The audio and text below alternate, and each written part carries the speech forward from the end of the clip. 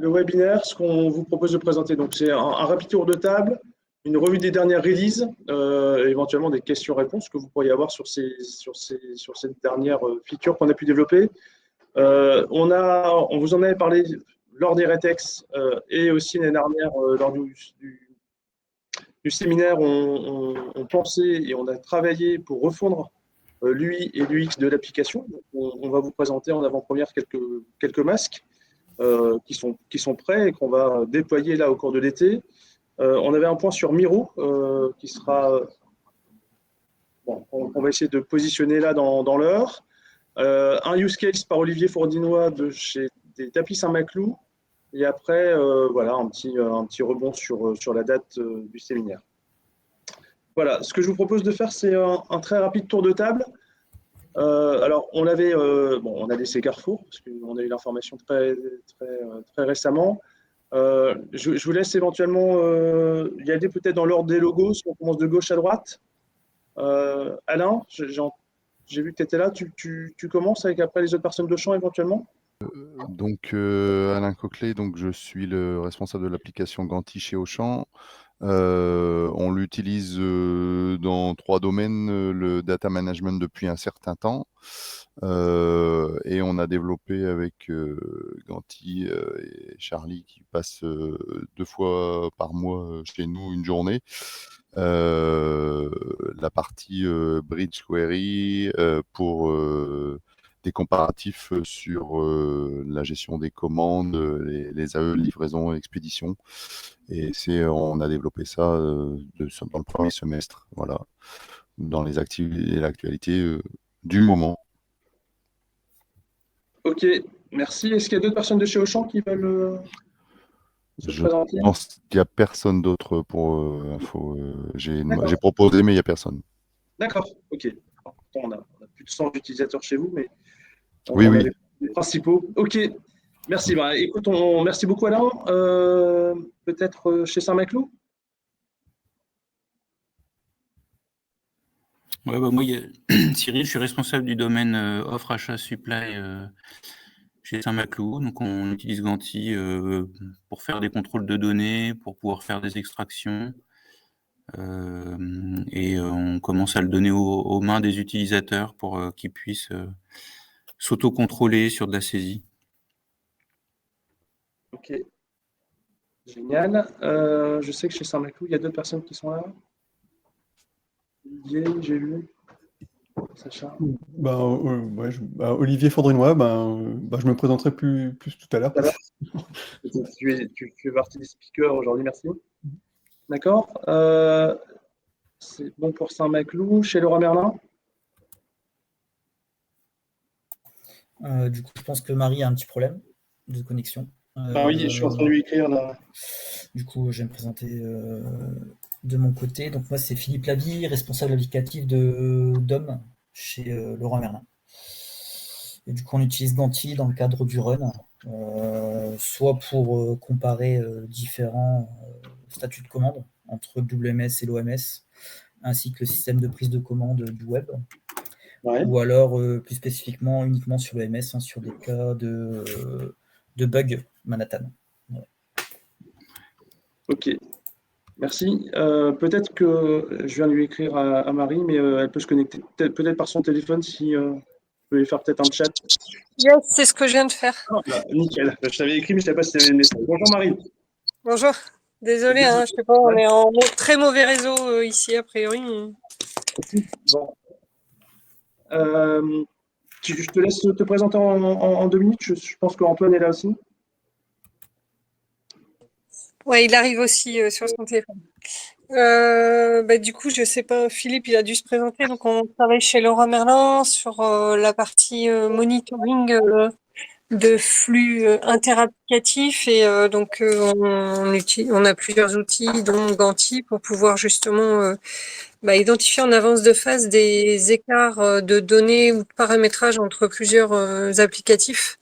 Et du coup, être proactif sur des problèmes de prod et des problèmes notamment autour du respect de la promesse qu'on peut faire aux clients. Ouais. Ok, merci beaucoup. Antoine ? Il n'est pas encore connecté, je pense. Là, je Mais pensais qu'il du coup, Antoine travaille avec moi sur cette partie-là. D'accord, ok. Merci beaucoup. Et enfin, chez ID Group, j'ai vu que Cécile et Jérôme, vous étiez là. Bonjour. Bon, Cécile. Donc Cécile, moi je suis responsable de la partie architecture et data chez ID Kids. On utilise Ganti aussi depuis quelques temps pour plusieurs usages, principalement des contrôles de qualité de données, à la fois pour des contrôles IT, vérifier que nos flux descendent correctement et qu'il n'y a pas eu de problème d'intégration, mais également qualité de données à la saisie par les utilisateurs. Donc il y a des écrans qui sont plus à destination des utilisateurs finaux pour leur indiquer les problèmes de saisie. Voilà, globalement. Et je suis avec Jérôme qui est responsable de l'application chez nous. D'accord. Responsable d'éducation, et je travaille en particulier sur le suivi de publication, des indicateurs de publication du référentiel produit vers la destination du web. La destination du web, ouais. Ok. Bah, écoutez, en tout cas, de nouveau, merci pour votre présence. On n'a pas super beaucoup de temps, donc on va essayer de cadencer ça. Je vais tout de suite passer la main à Charlie qui va vous présenter des toutes dernières features. Oula, pardon, ça part directement.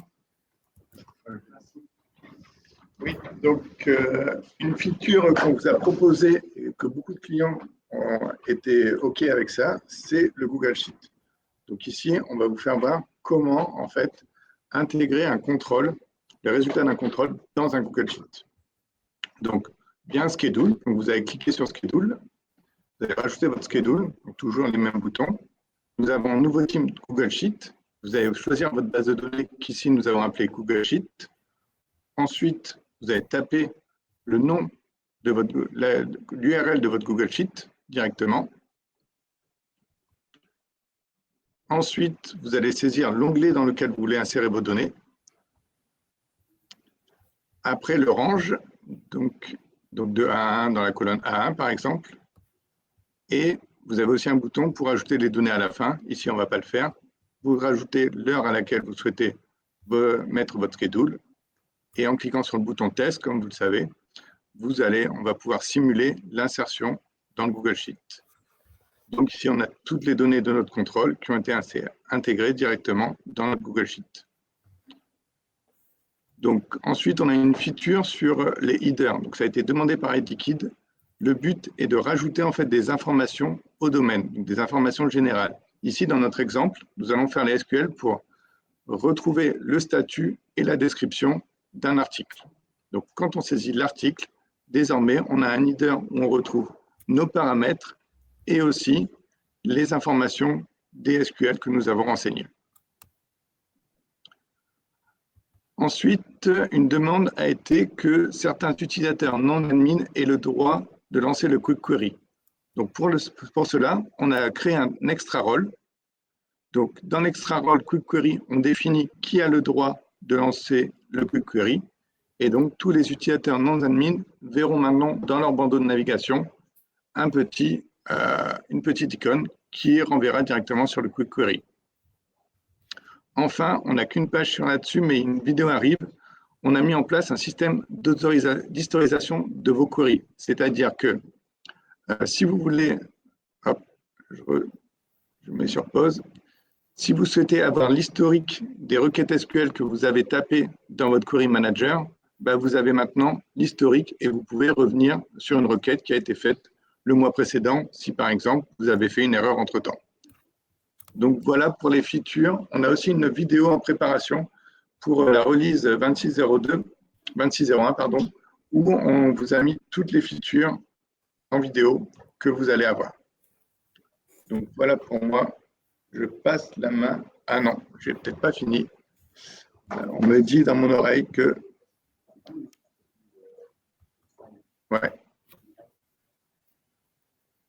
Donc on avait aussi d'autres features qui étaient le connecteur Snowflake. Aussi, on peut quand même exécuter une bridge query, même si une subquery plante.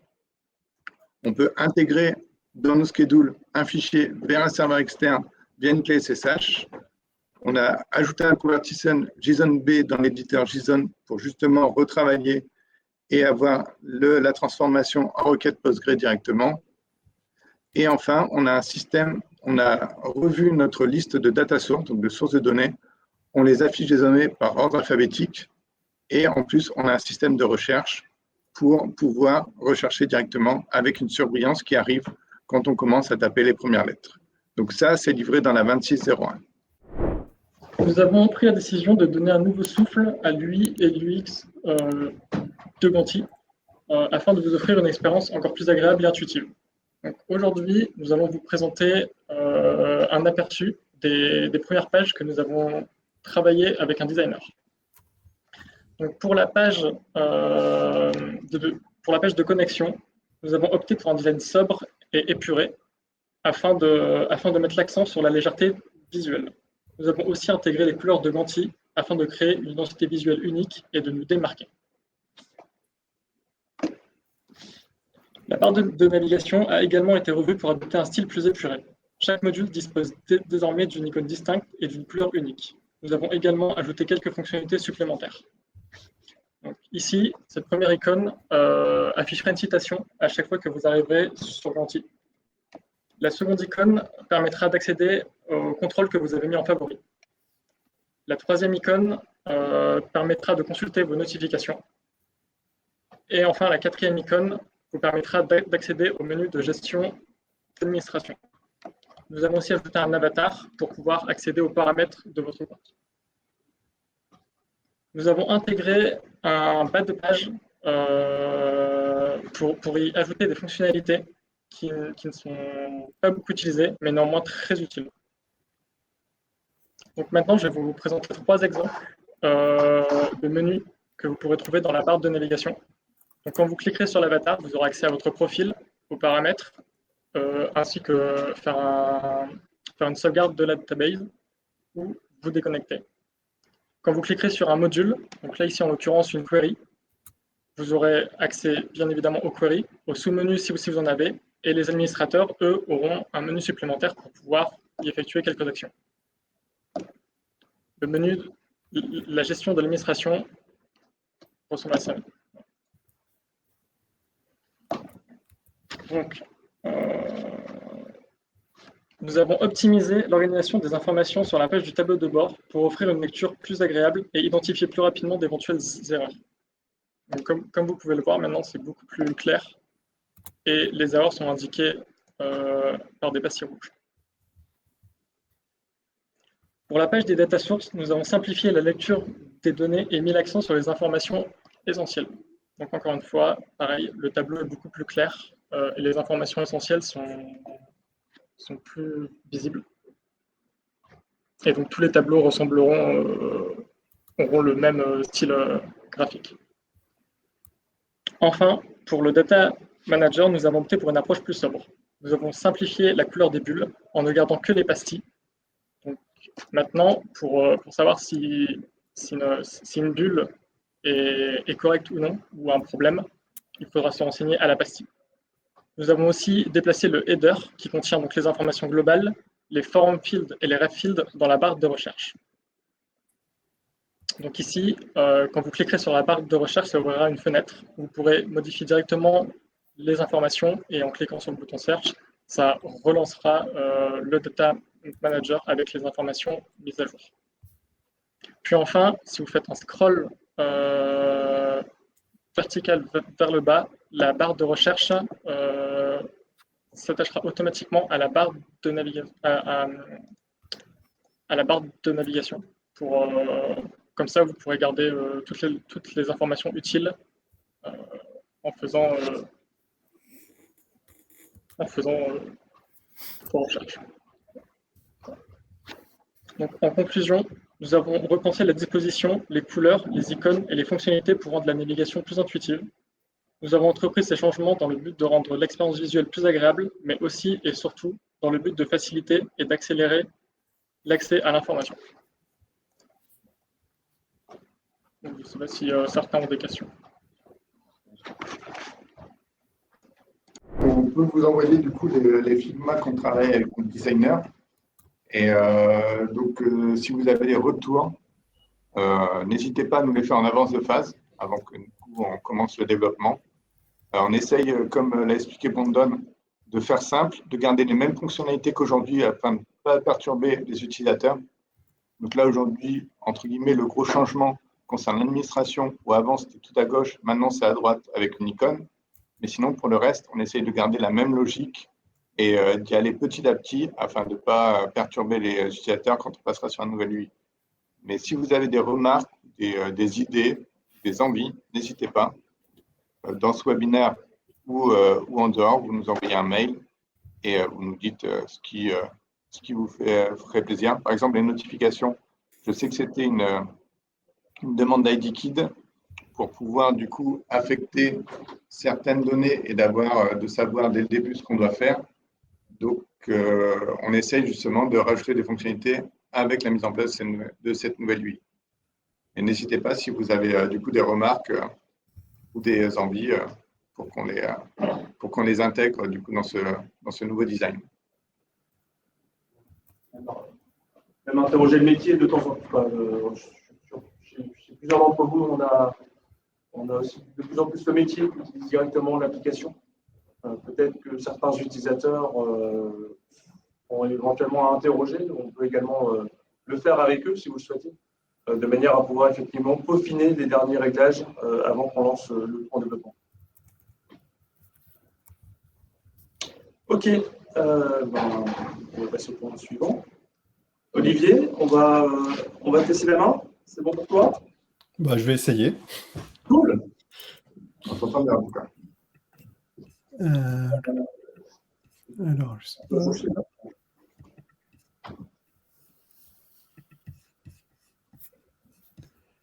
Est-ce que vous avez mon écran? Je vais essayer de faire dire.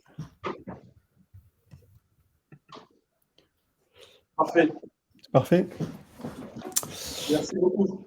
Bonjour, donc je vais vous présenter l'utilisation de Ganti chez Saint-Maclou. Principalement, une spécificité qu'on aurait d'après Charlie et Julien, c'est qu'on intègre les métiers dans l'usage de Ganti. Donc Ganti chez Saint-Maclou, ça fait un peu plus d'un an, je pense maintenant, ou à peu près un an. On a commencé par l'installer pour reprendre le run. On avait Brigitte qui partit en retraite, qui s'occupait du run sur la partie supply. Et du coup, on a créé Brigitte 2.0, donc on a intégré un peu toutes ces requêtes dans Ganti pour faire les extractions automatiques. Et le premier usage qu'on en a fait, c'était en fait, on avait une collaboratrice qui se levait très tôt le matin pour lancer des requêtes, pour voir s'il y avait des rejets dans notre entrepôt. Et en fait, on a créé la première requête, c'était une requête schedulée qui nous disait le nombre de rejets qu'il y avait le matin à l'entrepôt. Donc, ça a permis à notre collègue de se lever plus tard, de regarder son téléphone et de se dire finalement ça va. Voilà. C'était le premier usage. Après, on a utilisé pour le domaine article. Donc, on avait des problématiques d'intégration des articles dans notre SI et en fait, c'était compliqué de savoir toutes les règles qui pouvaient être toutes les règles qui pouvaient poser problème. Donc, on a créé progressivement un ensemble de requêtes qui présentaient toutes les règles de gestion autour de l'article. Ça n'a pas été facile, mais on s'est rendu compte aussi en faisant ça que ça permettait aussi d'avoir toutes les requêtes autour d'un sujet. Ça faisait une sorte de bibliothèque vivante du domaine. Voilà. Ensuite, on a eu un accident au niveau de notre entrepôt où on a beaucoup utilisé Ganti en fait, pour extraire en urgence des informations, pour croiser des informations en urgence. Ça a été un peu un accélérateur aussi l'utilisation de Ganti.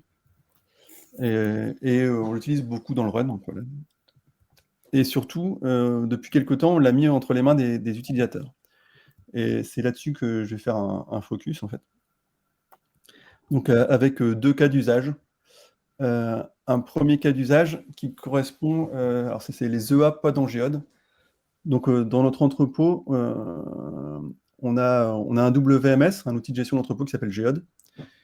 Et en fait, quand un camion arrive à l'entrepôt pour une livraison, on a ce qu'on appelle des EA, des entrées attendues. Donc, c'est la commande fournisseur qui est dans notre WMS.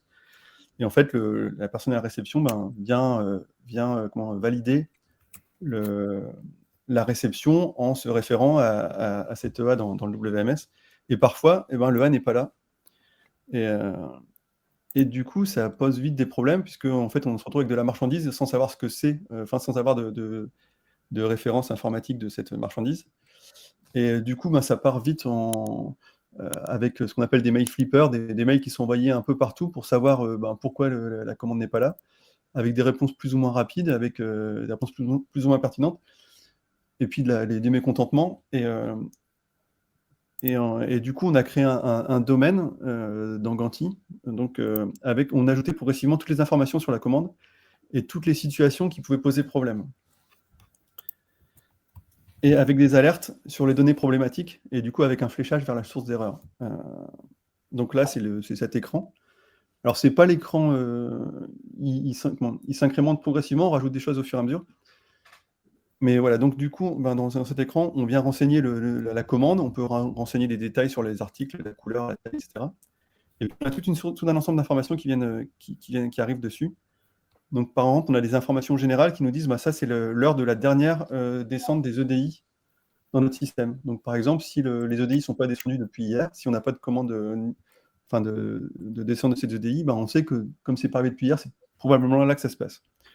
Mais on va avoir aussi des informations pour savoir si dans l'ERP, AX c'est notre ERP, savoir si on a une commande, si la commande est confirmée, savoir si la date est supérieure à 40 jours, par exemple, si la date de livraison est supérieure à 40 jours par rapport à aujourd'hui, on sait que ça ne descendra pas dans l'outil. Et ainsi de suite, si c'est le bon entrepôt, etc. On va avoir aussi des informations sur le WMS lui-même. Peut-être que la commande est dans le WMS, auquel cas c'est une fausse alerte. Ou peut-être qu'elle est historisée, ou peut-être qu'elle est mal rentrée dans le système. Et ce que vous voyez, c'est qu'à chaque fois, on vient mettre là, par contre, c'est marqué APRO, APRO pour les entêtes de commande, ou entrepôt pour la commande est bien en géode. DOSI, c'est l'informatique pour dire que y a un souci à l'entrée, etc. Et du coup, en voyant juste l'alerte et puis le service qui est en regard de cette alerte, la personne de la réception, elle est capable de poser le bon mail, la bonne question à la bonne équipe. Et donc, on essaye, alors, parfois, il y a encore des cas qui ne sont pas dedans, donc on essaye de les rajouter. Mais juste avec cet écran, les personnes de la réception ont pu arrêter d'avoir des mails, d'envoyer des mails dans tous les sens. Elles ont la main sur cet écran, elles viennent renseigner leurs informations, et hop, elles savent rapidement à qui s'adresser. Donc ça a généré beaucoup de satisfaction, ça a enlevé beaucoup de mécontentement de la part des équipes métiers. Et du coup, ils sont autonomes là-dessus. Sachant que si on regarde bien, toutes ces informations dans tous les écrans, au final, ce qui se passait avant, c'est que ça retombait sur l'informatique, parce que l'informatique était capable d'aller chercher, de savoir où l'information se trouvait. Et donc, ça retombait souvent sur nous. Donc maintenant, on est quasiment plus sollicité, sauf dans un cas, et en général, on l'a vu avant, donc quand il y a un problème dans les flux.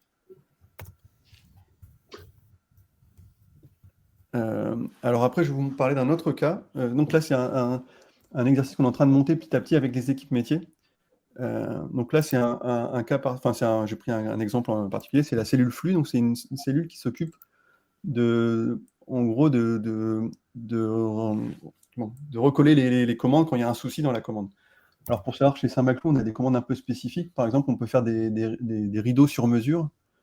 Et pour faire une commande de rideaux sur mesure, le client va choisir différents paramètres, la taille de ses rideaux, le tissu, différents éléments, les accroches, etc., la manière dont c'est cousu. Et donc, tous les éléments de ces rideaux, on va les commander à différents fournisseurs. C'est des commandes qui vont partir chez les fournisseurs, qui vont arriver à notre entrepôt. Ensuite, on va l'envoyer à notre atelier. L'atelier va le renvoyer à l'entrepôt, puis ensuite, on va l'envoyer au transporteur qui va l'amener chez le client. Donc, c'est tout un ensemble d'objets, on appelle ça des objets, qui vont succéder. Et quand il y a un problème là-dedans, la cellule flux, elle vient remettre les bouts, les morceaux au bon endroit. Et en fait, quand ils font ce travail, ils vont décortiquer, ils vont passer par plein d'écrans. Et souvent, ils constatent les éléments après coup. Donc après, il faut tout reconstruire. Et souvent, ce qu'on voit, c'est qu'il y a un premier symptôme dans un écran, un deuxième symptôme dans un autre écran, un troisième symptôme dans un dernier écran, et ainsi de suite. Et donc, ils doivent cheminer dans tous ces éléments pour arriver à la problématique. Donc, ce qu'on a fait, nous, alors on l'a fait sur un cas précis, on a créé un bridge query avec un subquery par symptôme ou par écran. Et du coup, il vient faire cette extraction de tous les symptômes. Au lieu de le faire de manière en allant au cas par cas, il va chercher tous les symptômes, il fait la synthèse et il renvoie tous les jours cette synthèse à cette équipe flux. Et du coup, ça leur permet de ne plus aller dans tous les écrans, et puis en plus d'avoir la détection de ces symptômes avant même que la commande soit bloquée au final. Donc, ils sont capables d'anticiper sur les problématiques qu'ils avaient avant, et du coup, de réduire les problématiques qu'on a chez les clients. Et ça, on l'a construit avec eux, c'est-à-dire que c'est eux qui faisaient, on a pris leur travail du quotidien, la manière dont ils allaient chercher les anomalies, et on a reconstruit avec Ganti cette requête. Donc là, j'ai pris un exemple, ça ne va pas vous parler du tout, mais par contre, on a fait, alors je ne sais pas si beaucoup le font, on a fait un bridge query qui tape uniquement dans le même système. Par contre, on a fait une sous-requête par symptôme. Et du coup, ça permet d'avoir des sous-requêtes simples et puis d'avoir une construction qui prend une certaine logique et qui est facile à maintenir.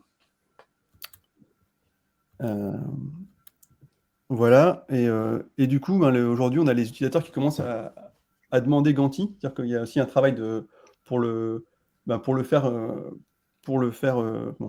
que les utilisateurs le prennent en main, adhèrent au projet. Et du coup, ils commencent à connaître la solution parce qu'ils l'utilisent de plus en plus. Et puis, il y a les utilisateurs du coup, qui viennent nous voir pour solliciter eux-mêmes des extractions dans Ganti. Alors, pour le faire, au départ, j'avais présenté par exemple, à différentes équipes Ganti avec toute sa puissance en parlant, par exemple, de ce qu'il fait chez Okaidi un petit peu sur les stocks ou chez Auchan sur la commandabilité. Et en fait, c'est un peu, ça fait beaucoup et ils n'arrivaient pas forcément à rentrer dans le jeu. Mais par contre, en créant des requêtes simples, on arrive à démarrer le processus et puis après à les complexifier. Comme vous voyez tout à l'heure, l'écran des EAP à Geode, c'est un écran qui s'enrichit au fur et à mesure et qui est de plus en plus riche, de plus en plus complexe. Alors l'intérêt en faisant ces requêtes simples, c'est qu'on a un delivery qui est ultra rapide, puisque comme on écrit nulle part et qu'on ne crée pas de flux, on peut tester en prod au final. Enfin, je ne sais pas, on peut le faire. Et puis souvent, on va créer des requêtes qui sont déjà utilisées par les utilisateurs, via l'outil. Voilà. Aussi, ce qu'on a fait quand on fait une extraction pour les utilisateurs, on essaye de donner un maximum d'informations dans le mail, en utilisant notamment les petits paramètres dans le nombre de lignes, extraction, etc., en mettant l'explication de ce qu'il y a dans la requête, et puis en mettant le mode d'emploi pour utiliser le résultat de la requête. Ça permet de rendre presque la requête autonome, et puis surtout, ce que j'appelle les schedules dormants, quand on a des anomalies qui sont très rares, et ça permet quand l'anomalie se produit tous les 3-4 mois, et le mail, il explique exactement comment gérer le truc, comment gérer l'extraction, et ça permet de faciliter la chose. Et puis, pour terminer, une petite spéciale qu'on a chez nous, c'est qu'on donne des noms rigolos à nos mails. Charlie pourra confirmer, je crois. Et du coup, en donnant des noms rigolos, et les utilisateurs, ils connaissent très rapidement, ça rentre dans le jargon ça veut rien dire, mais ça rentre dans le jargon du métier. Et aujourd'hui, si vous rentrez chez Saint-Maclou, vous entendrez parler du mail Oulala, ou du mail Beyoncé, ou du mail, je ne sais plus, Sapristi, etc. Enfin voilà, il y en a un peu partout. Et du coup, ça permet à ce que les gens ils s'approprient plus rapidement. Et puis en plus, ils savent de quoi ils parlent. Quand on parle de Oulala, tout le monde sait ce que c'est. Voilà. Donc, à Saint-Maclou, c'est pas forcément parlant. C'est là Olivier Touch, ça, non ? Donc voilà, je ne sais pas si vous avez des questions.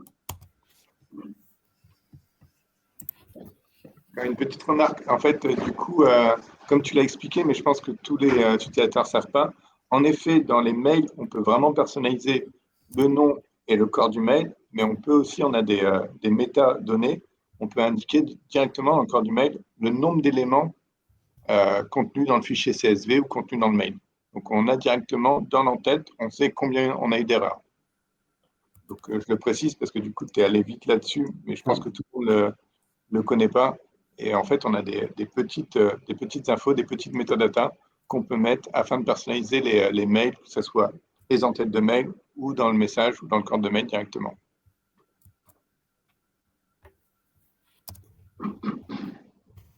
Et quand tu dis que ton utilisateur métier s'est approprié le EAGeode, par contre, pour les requêtes, elle a toujours besoin de la DSI. Quand elle veut rajouter une info, elle vous demande, je voudrais rajouter ça, et c'est vous qui avez du coup la connaissance de la requête derrière. Oui, Ça. en fait, on met l'écran dans les mains des utilisateurs, mais par contre, c'est quand même nous qui créons les requêtes. Il n'y a pas de... Maintenant, c'est clair.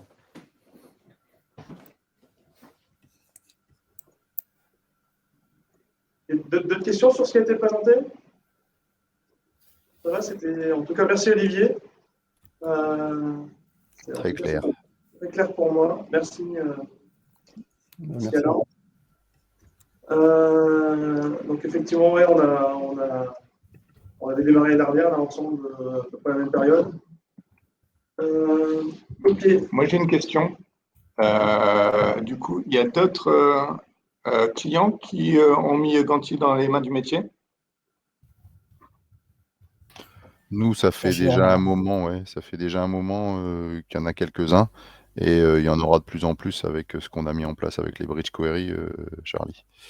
Parce qu'on va envoyer des données directement et ils vont pouvoir accéder directement à Ganti dans les entrepôts, et donc ouais, il y aura des utilisateurs finaux, pas que des gens du SI.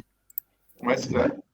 C'est vrai qu'à la base, ça a été un peu pensé SI, donc plutôt pour les équipes support ou projet ou analystes. Et en fait, on s'aperçoit que, avec vos exemples et vos mises en place, que ça a aussi un intérêt pour les utilisateurs finaux et les utilisateurs métiers.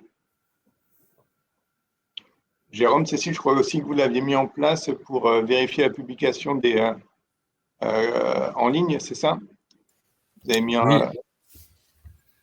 Oui, les indicateurs de publication des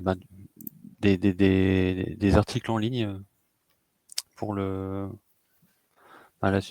suivi de la propagation de ces indicateurs à travers les différents systèmes, des indicateurs, on va dire, déterminants pour leur publication sur le web. Oui. Ok. Et donc ça, c'est aux mains du métier, du coup. C'est aux mains de l'exploit pour la partie, pour débloquer les différents problèmes au niveau des applicatifs, au niveau du rattrapage des données ou des fichiers mal intégrés ou autres. Et c'est également effectivement dans les mains du métier pour avoir une visibilité sur ce qui est susceptible de manquer au niveau des différentes interfaces. J'ai bien aimé, je vais garder l'idée à Olivier, je ne savais pas, et du coup je l'ai découvert avec ta présentation, le fait de mettre l'équipe qui est concernée par éventuels problèmes, du coup directement dans l'appli. De mettre appro, dosi, entrepôt, pour savoir du coup à qui s'adresser directement. Du coup, il nous sollicite plus, c'est ça l'intérêt. Ouais, ils savent directement, en fait, dès le premier écran, sans ouvrir, ils savent directement à qui s'adresser, quoi. Très bien. Je n'ai pas d'autres questions. Je ne sais pas si quelqu'un a des questions. Non, j'ajoute qu'effectivement, en mettant le nom là, nous, ça va nous permettre de mieux orienter les fiches incidents. S'il y a des fiches incidents ouvertes par le support, forcément, ils vont les orienter vers les bonnes équipes plutôt que de laisser partir la fiche, faire le tour de tous les services, quoi. C'est ce qu'on appelle le flipper. Ouais, c'est ça, ouais. Ou le ping-pong.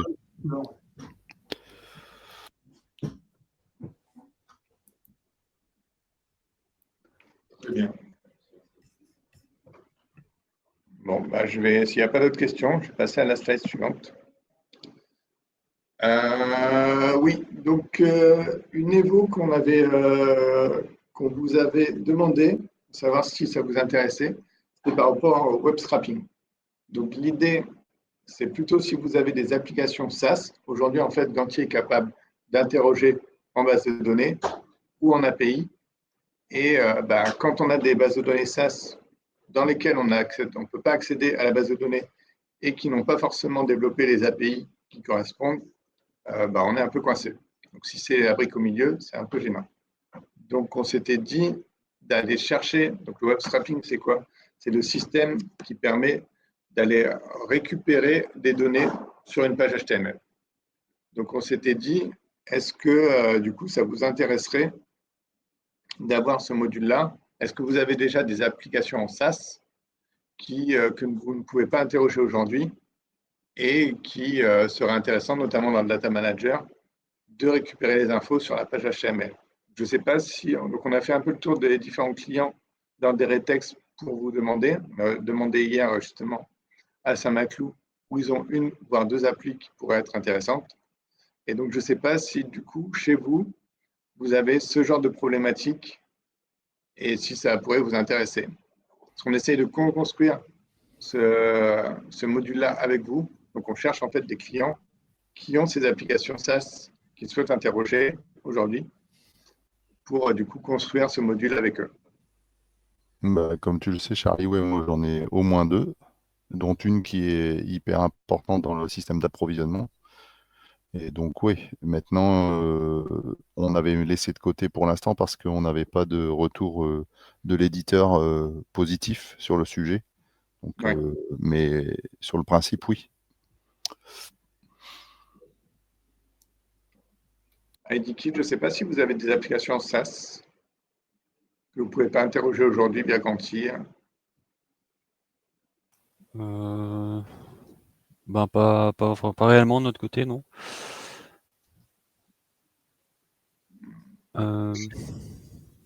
J'ai pas d'exemple à. Bah non, mais si vous n'en avez pas, j'ai envie de dire tant mieux. Enfin, d'un côté, le SaaS, c'est bien parce que ça permet de moins gérer, mais quand on n'a pas accès à nos données, c'est très, très problématique. On l'a vu chez Auchan, notamment, que ce soit via Ganti ou même de manière générale, ne pas pouvoir accéder à ces données, ne pas pouvoir requêter, c'est quand même des gros freins des fois au quotidien pour les équipes exploit. Chez vous, Leroy Merlin, vous avez des applications SaaS du coup dans votre domaine?